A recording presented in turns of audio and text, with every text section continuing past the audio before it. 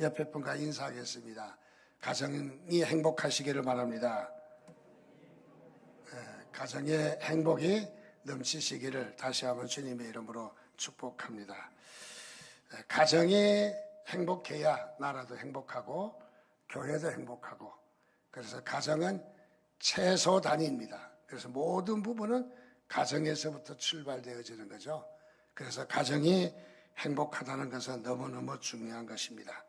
하나님께서도 이 땅에 천지를 창조하시고 기관을 만드시되 제일 중요한 나라부터 만들지 않았습니다. 교회부터 만들지 않았습니다. 학교부터 만들지 않았습니다. 제일 중요한 것은 가정부터 만들었습니다. 물론 최소 단위이기도 하고, 그래서 가정부터 만들었다는 것은 하나님도 가정을 얼마나 귀히 여기시는지 우리가 볼 수 있는 그런 대목이라고 봅니다. 가정이 행복해야 나라도 행복하고 교회도 행복하고, 아침에 일어나서 아침을 먹고 교회 나서는데 부부지간 가정이 행복하지 못하면 교회에서도 은혜가 안 되잖아요. 그래서 가정이 행복한 것은 우리에게 너무너무 중요하고, 또 가정을 통해서 교회라는 공동체, 사회라는 공동체를 이루어가고 있다는 것도 우리가 명심해야 될 부분이라고 생각합니다. 가정의 구성원은 가족이라고 합니다. 가족은 어떤 관계인가요? 혈연적인 관계입니다. 그래서 가장 끈끈하고 뗄 수 없는 관계, 우리 가족이 절대 뗄 수 없는 바로 그런 관계입니다. 그래서 가족 관계는 법적인 관계가 아니라 혈연적 관계이다. 그래서 이 피를 나눈 혈연인 것을, 그것은 무엇을 말하느냐? 서로 보호의 기능이 있다. 보호의 기능. 그래서 가족은 서로 보호하는 거죠. 마치 새들이 둥지 안에서 알을 까고 부화를 시키고, 그 다음에 먹이를 물어다가 먹여 살리고, 그래서 크게 되면 훈련을 시켜서 날아가게 하고, 그러듯이 우리의 가정도 법적인 관계가 아니라 서로 보호의 기능이 있다. 그래서 내가 존재하는 자체가, 또 내가 가족이라는 자체가 상대방을 보호하는 그 보호의 기능이 있다 하는 것을 우리에게 말해주고 있습니다. 그래서 가족은 한마디로 이야기하면 상호 책임입니다. 상대방을 책임지는 겁니다. 상대방은 내가 가정에서 도움을 받고 유산을 받고 또는 양육을 받는 것으로 끝나지 않고 상대방을 책임을 져야 합니다. 그래서 가정은 상호 책임이다. 물론 우리 교회도 마찬가지죠. 교회도 나만 은혜 받고 나만 잘 되면 된다 하는 것이 아니라 상대방을 양육하고 상대방을 세우고 상대방을 섬기고, 그래서 교회도 중요한 맥락 중에 하나가 상호 책임입니다. 이 상호 책임, 내가 책임져야 됩니다. 믿음으로 성장하도록, 양육하도록, 하나님의 백성이 되도록 책임을 져야 되는 그런 상호 책임의 부분이 없지 않아 있다는 사실을 우리는 기억해야 합니다. 오늘 욥기에 나타난 욥기의 말씀을 우리가 나누다가 갑자기 가정으로 급회전했습니다. 욥기를 보면 욥은 시험에도 잘 이겨내고 고난에도 잘 이겨냈다 하는 말씀을 나누는데, 갑자기 가정에 대한 문제가 욥기를 통해서 나타나는 것을 봅니다. 그런데 그럴 수밖에 없는 것이 1장 1절에서 5절, 어쩌면 그 성경의 가장 중요한 포인트입니다. 첫 마디, 첫 연설, 첫 말씀이 참 중요하잖아요. 그런데 여기에 성경에도 욥에 대해서 말할 때 욥이 어떤 사람이냐, 그런데 거기에 어떤 사람이냐 말을 하는 동시에 욥의 가정이 어떠하냐가 나와요.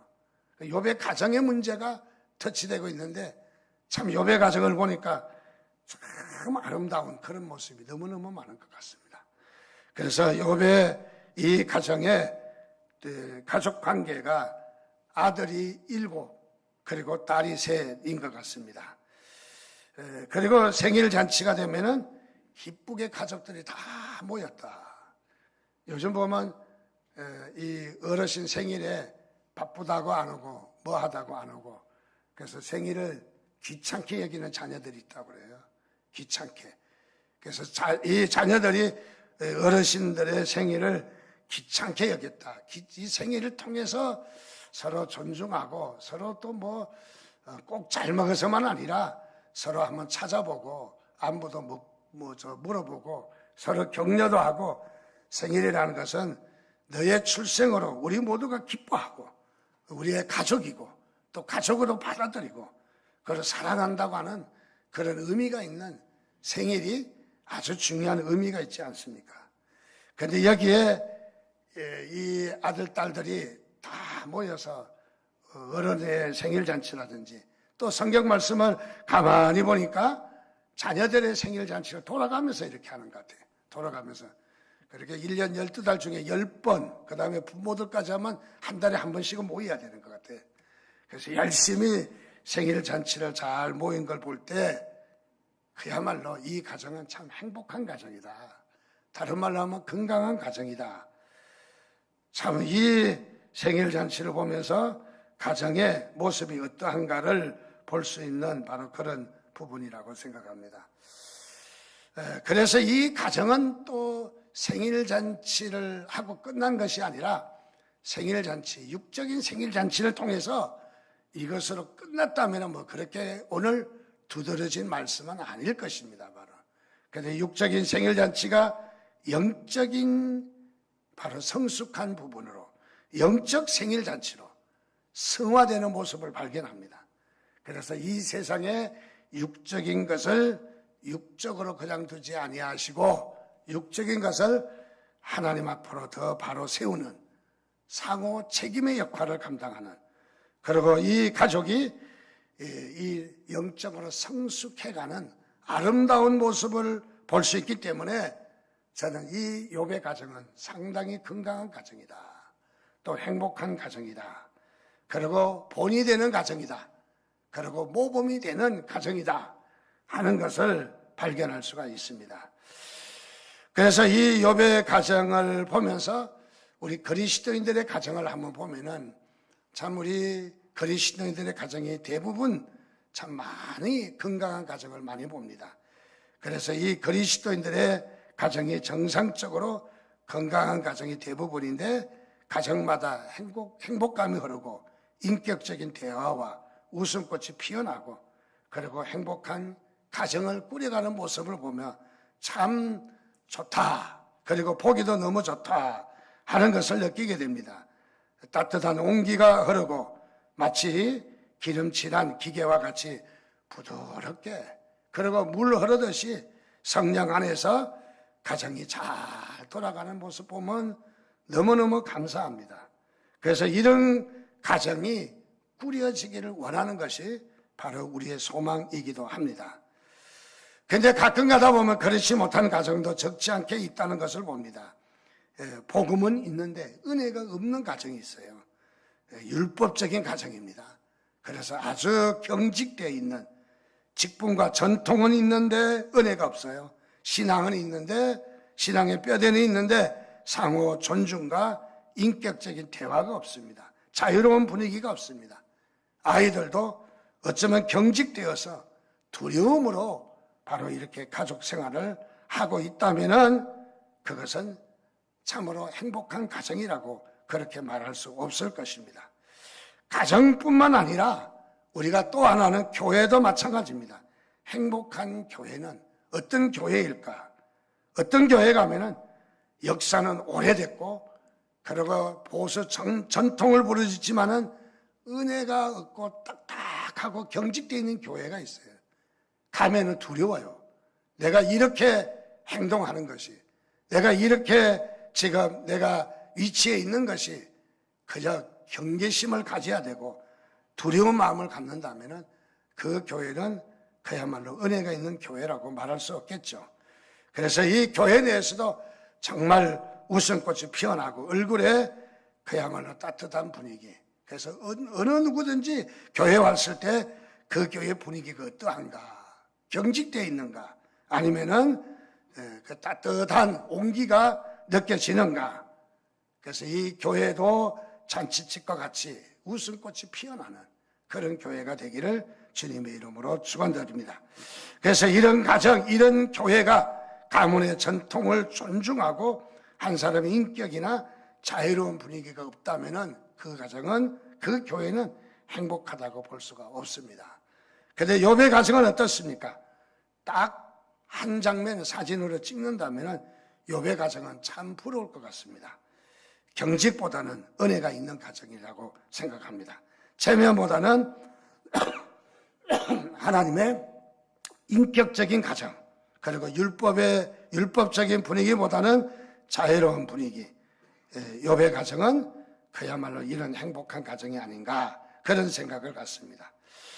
우리의 삶에도 욥의 가정처럼 이런 행복이 넘치는, 그리고 웃음꽃이 피어나고 서로서로 섬기는 복된 가정이 되기를 주님의 이름으로 축원드립니다. 그러면 욥의 가정은 보면 어떤 가정인가? 먼저 10남매의 자녀를 둔 것을 봅니다. 그리고 성경은 계속해서 이야기합니다. 재산이 많이 가지고 사는 것 같습니다. 자, 자녀들도 많고 재산도 많았지만은 온전하고 정직했다. 성경은 온전하고 정직했다. 악하게 살지 않았다는 거죠. 악하게 살지 않았다. 우리가 믿음을 가지고 악하게 살지 않기를 여러분들 다짐하시기를 바랍니다. 그리고 돌아가서 욥은 하나님을 경외하고 온전하고 정직했다. 대체적으로 재산이 많으면은 하나님 앞에 잘 살기가 좀 어렵다. 제 말이 아니고 성경이 그렇게 이야기합니다. 부자가 천국에 들어가기가 어떻게 어려운지 아느냐? 낙타가 바늘길을 통과하는 것보다 더 어렵다. 그런 말이 있잖아요. 뭐 부자라서 천국 못 가는 게 아닙니다. 부자이기 때문에 교만해지기 쉽다는 거죠. 부자이기 때문에 하나님보다는 자신이 주인이 되기가 쉽다는 거죠. 경계심을 이야기하는 거죠. 자, 그런데 여기에 욥은 어떤 가정입니까? 하나님을 잘 섬겼습니다. 참으로 보기 좋은 아름다운 가정입니다. 그리고 온전하고 정직했다. 온전하고 정직했다. 그리고 오늘 성경에도 보면은 또 하나의 두드러진 것은 이 자녀들이 생일 때가 되면 돌아가서 잔치를 하고 행여나 죄를 범했을까? 죄를 범한 것도 아닙니다. 지금 죄를 지은 것도 아닙니다. 그런데 죄를 지었을까봐 행여나 그것도 행동으로 드러나게 두드러지게 표신하게 죄를 지은 것도 아니라 혹시 마음으로 하나님을 멀리 했을까봐 마음으로 이렇게 구체적이고 자상한 욥의 모습을 보면 참 대단한 사람인 것 같습니다. 그래서 이 마음으로 하나님을 멀리 했다면은 하나님이 섭섭하시겠지. 그래서 자녀들을 위해서 한 사람 한 사람의 연약함을 위해서 제사를 지냈다. 번제를 드렸다. 얼마나 훌륭한 가정이에요. 얼마나 참으로 복된 가정인지를 발견할 수 있는 바로 그런 부분입니다. 참으로 우리의 삶도 욥과 같이 이런 삶을 다시 한번 다짐하시기를 주님의 이름으로 축원드립니다. 욥기 31장 24절에서 25절 말씀 보니까 내가 내 소망을 금에다 두고 순금에게 너는 내 의뢰하는 바라 하였다면 만일 재물에 풍부함과 손으로 얻는 것이 많음으로 기뻐하였다면 가정법을 써서 재물에 소망을 두지 않았다는 거죠. 순금에 마음을 두지 않았다는 거죠. 그래서 이 욥은 항상 하나님 앞에 하나님을 경외하며 하나님을 잘 믿으며 그리고 정직하게 성실하게 하나님 앞에 죄를 짓지 않으려고 아주 끔찍하게 하나님을 사랑한 욥이었다 하는 것을 발견합니다. 오늘 그러므로 이 욥의 모습을 보며 우리의 가정의 모습을 한번 꾸려보는 시간이 되었으면 좋겠습니다. 미국의 풀러신학교에 벨스위키라는 교수가 있는데 이 교수가 부부지간에 다 교수예요. 그런데 이분들이 책을 썼는데 가족 관계 신학이다 하는 이런 책을 써서 상당히 이렇게 도전을 주는 바로 그런 이론을 제시했습니다. 먼저 이 가정에는 어떤 받침이, 어떤 여건이 이렇게 바닥에 깔려야 되느냐. 행복한 가정이란 적어도 이런 4가지의 중요한 기본이 형성되어 있다 하는 것을 말해주는 그런 책인 것 같습니다. 첫째로 우리가 욥처럼 건강한 가정, 행복한 가정이 되려면 이 가정이 어떤 가정인지를 알아야 합니다. 첫째로 성경은 이렇게 얘기합니다. 가정은 언약에 기초했다. 언약에 기초했다. 언약에 기초했다는 말은 우리가 언약이라는 말을 쉽게 이야기하면 말로 약속한 게 언약이죠. 그런데 언약이라는 말을 그렇게 쓰지 않잖아요. 언약이라는 말은 성경의 하나님과의 우리와의 약속을 언약이라고 말하는 거죠. 약속이라 하기도 하고 계약이라 하기도 하지만은 그러나 우리 약속과 계약과는 조금 구별해서 언약이다 그렇게 말하죠. 하나님은 아담과도 언약을 맺으셨고 아브라함과도 언약을 맺으셨고 이삭과 야곱, 모세 쭉 당신의 자녀들에게 당신의 백성들에게 언약을 맺으셨어요. 언약이라는 말을 좀 더 이해하기 위해서는 우리가 계약이라는 말을 우리가 이해하는 것이 필요합니다. 계약은 어떻습니까? 우리가 집을 사거나 무엇을 우리가 거래할 때에 계약은 계약자와 피계약자, 당사자가 조건에 합의가 되면 계약서를 쓰는 거죠. 금액이 비싸면 좀 깎아달라. 또 아니면 좀 더 내라. 그래서 계약을 잘 조건을 맞추면은 계약이 성사되는 거예요. 그래서 이제 계약금을 걸고 중도금을 치르고 잔금을 치르면서 모든 소유권을 나에게 다 넘어오게 되는 거죠. 이게 계약이죠. 그런데 계약의 특징은 뭐예요? 계약자와 피계약자가 조건이 잘 맞아야 된다. 잘 맞아야 된다는 거죠. 그런데 가정은 그런 가정이 아니라는 거예요.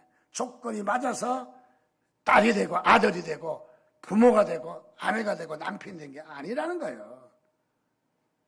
이 가정은 언약에 기초한다는 거죠. 언약에 기초한다는 말은 무슨 말이냐? 쌍방의 합의가 아닌 일방적인 계약이라는 거예요. 일방적인 계약. 일방적이라 좀 짜증납니까? 하나님과 우리의 관계는 하나님이 일방적으로 우리에게 계약하시는 거예요. 아니 왜 어떻게 그럴 수가 있어? 그런 생각 하실지 모르겠어요. 무엇을 말하느냐? 우리는 계약에 자격이 없는 사람이에요. 계약에 자격이 없어요. 주장할 말이 없어요. 예를 들어서 집을 샀습니다. 계약을 했습니다. 좀 비싸지만 계약을 했어요. 근데 계약금을 내고 보니까 이게 자금이 돌아가지 않는 거예요. 그래서 중도금 치를 날짜도 넘기고 잔금 치를 날짜도 넘겼어요. 한 달을 훌쩍 넘겼어요. 계약금 띄었어요. 끝난 거예요, 계약이. 근데 집주인이 연락이 왔어요. 아유, 많이 어려우신가 봐요. 제가 이번 달까지만 연장시켜 드릴게요. 이번 달에 중도금 가지고 잔금 가지고 오면은 계약이 정식으로 이루어지는 걸로 그렇게 하겠습니다. 제가 기다리겠습니다. 이거는 집주인이 선처를 베풀어 주신 거예요. 나는 주장할 권리가 아무것도 없어요. 계약금을 띄어먹든 띄어잡수든 돌려주든 안 돌려주든 전적인 이 계약의 주도권은 바로 집주인에게 있는 거예요. 그런데 집주인이 자격 없는 매수자에게 무엇을 은혜를 베풀었어요. 뭐라고 베풀었어요? 이달 말까지만 가지고 오면은 계약이 성사되고 아무런 하자가 없다. 하나님과 우리의 관계도 그렇다는 거예요. 하나님과 우리의 관계는 어때요? 우리가 계약의 조건을 맞아서 합의를 해서 하나님과 한 것이 아니라 자격 없는 우리, 자격이 전혀 없는 우리들에게 감히 계약의 당사자로 나갈 수 없는 우리들에게 은혜를 베푸셔서 계약이 이루어진 거예요. 우리가 죄 때문에 하나님 앞에 나가서 계약의 당사자로 설 수가 없는 거예요. 그런데 하나님은 우리에게 은혜를 베푸셔서 이번 달 말까지만, 그게 뭐예요? 믿음이에요. 믿음으로 주 앞에 나오면은 하나님의 자녀가 되는 축복을 주신 것을 믿습니다. 하나님께서 아무런 조건 없이 이스라엘을 사랑하시고 일방적으로 계약을 맺으셨다. 그것이 언약의 특징이에요. 그 말씀이 무엇일까? 우리의 가정도 그렇다는 것, 우리의 가족 간에도 그렇다는 거예요. 우리 가족이 어떤 관계이냐? 자격이 있어서 가족이 된 게 아니라는 거죠. 똑똑해서 이 가족의 구성원이 된 게 아니라는 거죠. 또 능력이 있어서 이 가정의 가족 구성원이 된 게 아니라는 거죠. 일방적으로 하나님께서 자격 없는 우리들을 가정의 가족으로 삼아 주셨다는 것을 말하는 거예요. 그래서 가정이 가장 뼈대가 뭐냐? 얘는 자격이 없는 거예요. 무조건적으로 받아들여지는 것이다 하는 것을 말해주는 것이죠. 또 이 계약, 언약이라는 말은 히브리어로는 베리트라고 하는데, 이 베리트라는 말은 어떤 뜻이 있느냐? 쪼갠다, 또 끊는다 하는 이런 뜻이 있어요.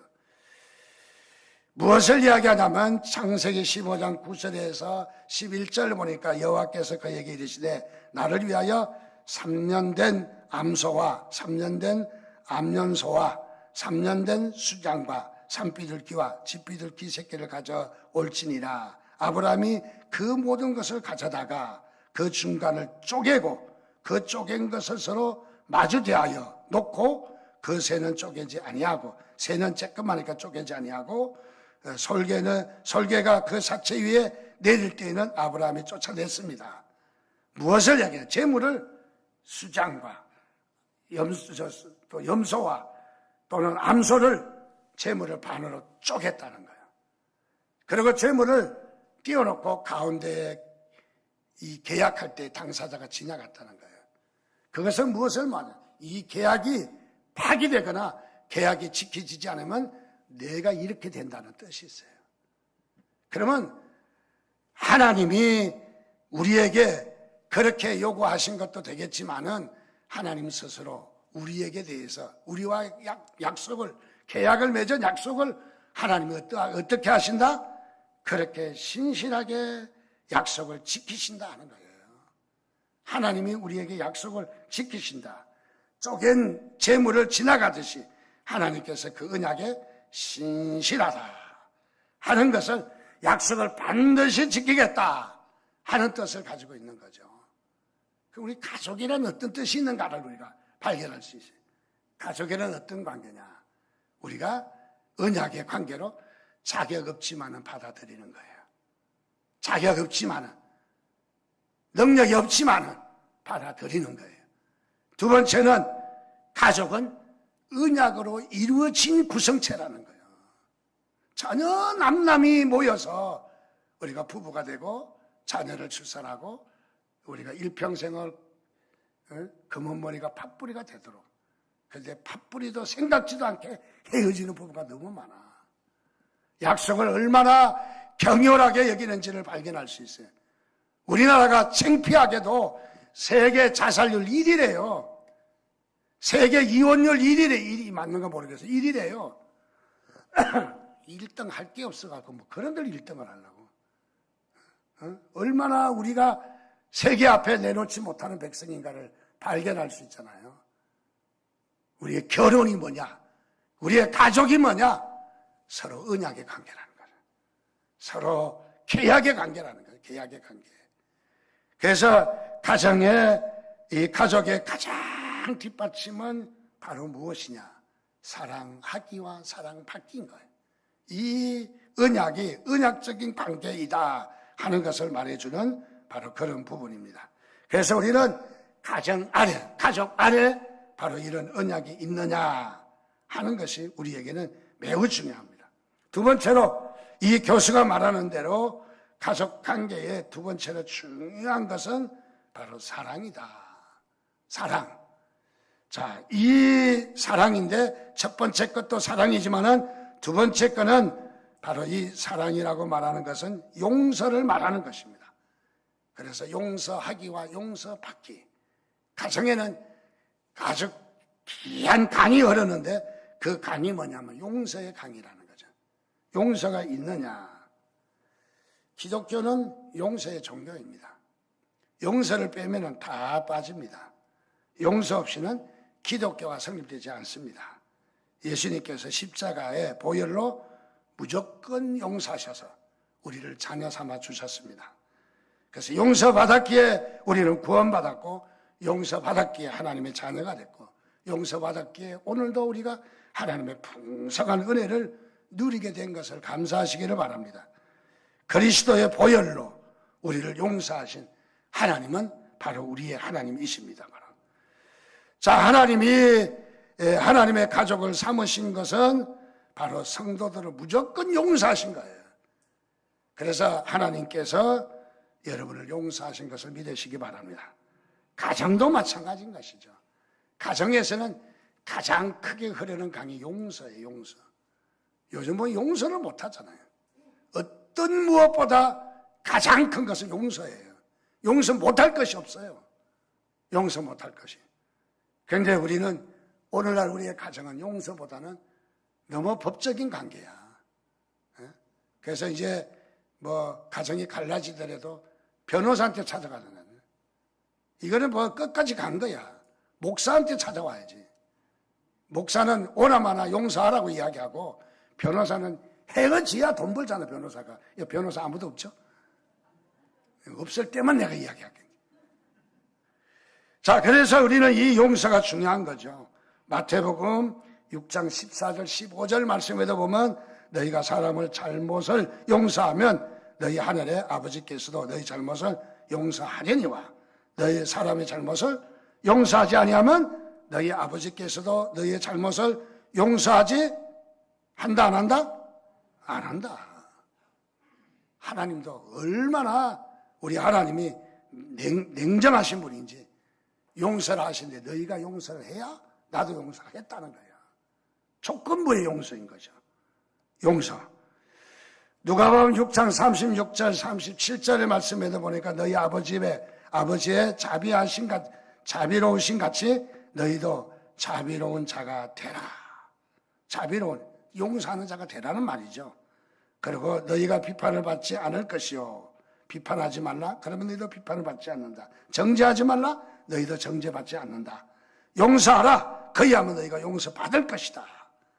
용서에 대해서 강하게 이야기를 했어요. 더 나아가서 고린도후서 2장 10절에서 11절은 이렇게 말합니다.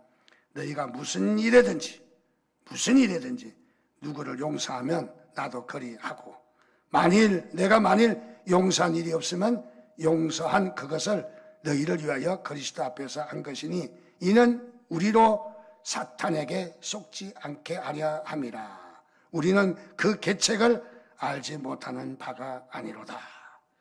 무엇을 말합니까? 이 말씀은 용서하지 않는 것은 사탄에게 이미 게임받았다는 거예요. 용서하지 않는 것은 사탄의 계략 가운데 있다는 거예요. 자, 우리가 용서한다는 것은 얼마나 중요한지를 말해주고 있는 말씀입니다. 자, 우리가 용서하지 아니함으로 더 큰 문제가 나타난다는 거죠. 더 사탄에게 속는 일이 된다는 것이죠. 그래서 가정에는 가장 많이 흐르는 게 용서입니다. 용서. 네. 그래도 용서하는 겁니다. 어떤 분은 그렇게 이야기하더라고요. 99가지 잘못과 한 가지 헤어지지 아니해야 될 일이 있다면 헤어지지 말라 그러더라고요. 99가지가 헤어져야 될 이유예요. 이래서 안 되고 이래서 안 되고 이래서 안 되고, 그래서 한 가지 때문에 못 헤어진다. 그러면은 그 한 가지를 따르라는 거예요. 한 가지를. 가정이 무엇입니까? 오늘날 용서가 많이 없어지게 됐어요. 가정에 우리가 무엇으로 우리가 가족이 구성원들이 응집되느냐 하면은 용서라는 것이죠. 그래서 에베소서 4장 26절 27절에도 분을 내어도 죄를 짓지 말며 해가 지도록 분을 품지 말고 마귀에게 틈을 주지 말라. 우리가 살다 보면 화가 날까요, 안 날까요? 나요. 목사도 팍 필 때가 나요. 그런데 화가 나지만은 빨리 해결하라는 거야. 해가 지기 전에. 해가 지도록 저녁을 지나면은 집에 가면은 이게 더 오염이 돼요. 아내나 남편이 어떻게 그럴 수가 있어. 내일 당장에 쳐들어가. 이게 문제가 커져요. 그래서 해가 지도록 분을 품지 말고 해가 지기 전에 해결하라는 거예요. 해결하라. 믿으시면 아멘 하시기 바랍니다. 우리 교회 용서의 강이 흐를 줄 믿습니다. 자, 그래서 가정은 한없는 용서와 한없는 용서 받는 거예요. 가정은. 그래서 용서의 강이 흐르기를 바랍니다. 여러분, 사람이 살다 가면서 문제 없는 가정이 어디 있겠어요? 문제 다 있어요. 문제 없는 가정은 있더라고요. 공동묘지. 거기는 문제 없어. 비가 와도 걱정 없고, 태풍이 불어도 걱정 없고, 수도가 터져가지고 막 영하 20도 내려가도 걱정 없어요. 신경 쓸 필요 없어요. 공동묘지는. 살아있다고 하는 것은 생물이에요. 생물이라는 것은 무엇입니까? 움직인다는 거죠. 자, 가정은 당연히 살아있는 가정은 하나님의 자녀라도 문제는 있다. 그래, 문제는 있지만은 용서하는 것이다. 문제가 있으니까 용서가 있는 거죠. 문제가 없다면 용서도 없는 것이죠. 세 번째는 가정의 기반이 되는 또 중요한 기초공사는 무엇이냐면 힘의 부여라고 했습니다. 이 교수님은 힘의 부여라고 했는데 여기에 힘은 섬기기와 섬김을 받는 것을 이야기합니다. 섬기고 섬김을 받는 것. 마가복음 10장 45절에 인자가 온 것은 섬김을 받으려 함이 아니라 도리어 섬기려 하고 자기 목숨을 많은 사람의 대속물로 주려 하려 함이라. 우리 주님이 오신 게 무엇이라고? 섬기러 왔다고요. 섬김을 받으러 온 게 아니라요. 섬기러 왔다고요. 저와 여러분들은. 그리고 마지막에는 어떻게? 자기의 목숨을 대속물로, 제물로 십자가에서 피 흘려 죽으시기 위해서 왔다는 거예요. 자, 무엇이냐? 오늘도 우리가 섬김이 얼마나 중요한지를 잘 말해주고 있습니다. 가정의 큰 뼈대는 무엇일까요? 섬기는 것입니다. 여러분들 부족하면 더 잘 섬기시기를 바랍니다. 어려우면 더 잘 섬기시기를 바랍니다. 네 번째로 가정의 가장 기반이 되는 기초가 무엇이냐? 친밀감이라고 했습니다. 친밀감. 이 친밀감은 알기와 알려지기를 얘기해요. 서로 알려지는 것, 아는 것을 이야기하죠. 여러분, 아는 데서 친밀감이 생기는 거예요. 알지 못하면 친밀감이 생기지 않습니다. 하나님과 우리의 사이도 마찬가지입니다. 하나님을 잘 알 때에 우리의 신앙이 쑥쑥 성장하는 거죠. 하나님을 알지 못하면 우리 신앙이 성장하지 않아요. 뭐 복주고 빌고 하나님 잘 되게 해주세요. 기복신앙 또는 뭐 어떤 샤머니즘 이런 신앙으로 흘러가지만은 그런 하나님의 속성을 알고 하나님의 성품을 알고 하나님의 더 역사하신 것을 성경을 통해서 쭉 알아가면은 우리가 하나님을 더 자세히 알고 우리의 신앙이 쑥쑥 자라나게 되는 거예요. 그래서 하나님에 대한 신앙이 잘 자라게 되는 거죠. 자, 그래서 하나님은 당신을 드러내시기를 좋아하셔요. 감추시는 하나님 안에 꽁꽁 보따리 싸놓고 감추시는 하나님이 아니라 하나님은 자기를 드러내시기를 원하셔요. 그래서 당신의 백성들이 하나님을 더 잘 알기를 원하셔요. 왜? 아는 것만큼 성숙하니까. 그래서 하나님은 자기를 알리신다. 신학적인 용어로 계시하신다는 거죠. 근데 계시하시는데 스스로 계시하셔요. 그래서 자기 계시라고 이야기해요. 자기 계시. 하나님은 당신을 알리시기를 원하셔요. 알리실 때에 하나님을 알고 하나님과 더 끈끈해지는 거죠. 우리 사람도 마찬가지입니다.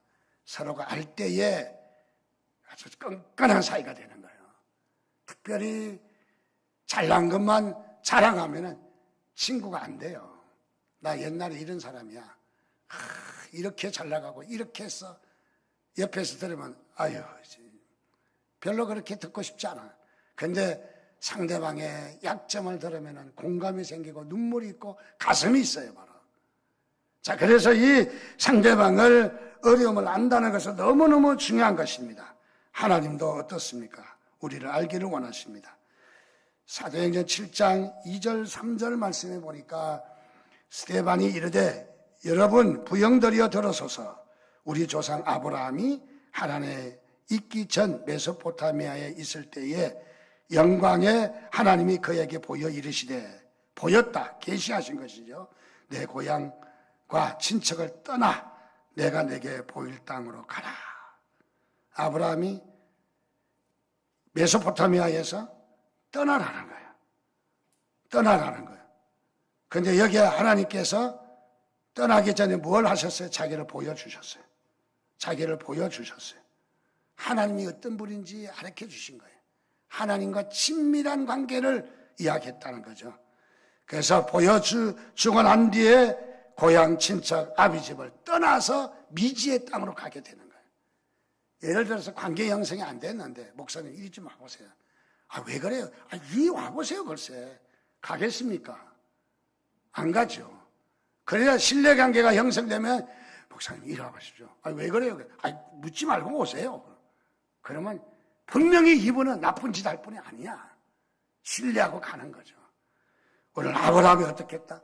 하나님과 친밀한 교제가 이루어지니까 아브라함이 그 친밀함으로 따뜻하게 마음이 녹고 신뢰가 가고 하나님께 위탁하고 싶은 마음이 형성이 되니까 아브라함이 그 광야 땅을, 그야말로 그 사막을, 그 먼 거리를 마다하지 않고 그가 걸어갈 수 있었던 것은 하나님과 친밀해졌기 때문에, 하나님과 하나가 됐기 때문에. 아브라함은 어떤 사람입니까? 하나님을 전혀 알지 못하는 우상 덩어리 장사예요. 아버지가 우산이라면 괜찮겠어요. 우산이 아니라 우상이라니까요. 신을 만들어서, 신상을 만들어서 신상을 팔고 그게 신이다 하는 거짓, 바로 그런 우상 장사입니다. 그런데도 하나님이 보여주시니까 하나님과 친밀한 교제가 이루어지게 되었어요. 거기에 푹 빠졌어요. 여러분, 우리의 신앙생활도 하나님께 빠지시기를 바랍니다. 하나님의 가슴에 좀 안기시기 바라요. 하나님을 법적으로만 두려우신 분만, 하나님이 우리를 죄를 벌하시는 분만 벌벌 떨지만 마시고, 아버지를 보면 아빠 말 태워주세요, 아빠 뭐 해주세요 하잖아요. 어렸을 때요. 근데 저희 아버지는 너무너무 무서워가서 그 근처도 못 가서 아버지 봤다면 눈치부터 봐야 돼요. 이래가지고 얼마나 행복하겠습니까? 얼마나 친밀하겠습니까? 오늘 모세가 그렇습니다. 모세가 그야말로 이 양무리를 치다가 하나님을 봄으로 말미암아 그가 이스라엘 백성을 인도하는 일까지 하게 되었습니다. 그 외에도 많은 인물들이 하나님 앞에 결단하게 된 것은 하나님의 사랑에 푹 젖었기 때문에. 이게 뭐 친밀함이에요. 우리의 가정에 친밀함이 있어야 된다는 거예요. 가정에 법적인 요소만 있으면 안 된다는 거예요. 가정에 아빠의 권위로서 냉정함과 경직된 분위기라면 그 가정은 행복하지 못하다는 거예요. 가끔 가다 보면 그런 가정이 있어. 너무너무 은혜가 없어. 너무너무 그냥 딱딱해. 경직돼. 벌벌 떨어. 아이들도 벌벌 떨어. 형식만 남아있어. 그렇다면 가정에 무슨 재미가 있겠어요? 오늘 이 교수가 말한 것은 참으로 우리의 가정에 너무너무 중요한 것입니다. 다시 한번 이 교수님의 주장을 보면 가족은 사랑, 언약이 있다, 용서가 있다, 섬김이 있다, 서로 친밀함이 있다. 혹시 우리의 가정에 뭐가 부족한가? 우리의 가정에 은혜가 아니고 율법이라면 우리 가정을 다시 한번 손질해야 될 필요가 있지 않겠습니까? 정말로 우리 교회가 또 어떻습니까? 우리 교회도 하나님의 큰 일은 은혜와 축복이 넘쳐서 정말 잔치집과 같은 은혜 풍성한 교회가 될 수 있기를 여러분이 만들어가는 거예요. 여러분이 만들어가는 거예요. 믿으시면 아멘 하시기 바랍니다. 여러분의 끝이에요, 바로. 여러분이 만든 만큼 여러분이 누릴 수가 있어요. 오늘도 그 하나님을 다시 한번 의지하며 이 한 시간에 한 1분 동안 우리 주신 말씀을 기억하며 다짐하는 우리 기도를 하도록 하겠습니다.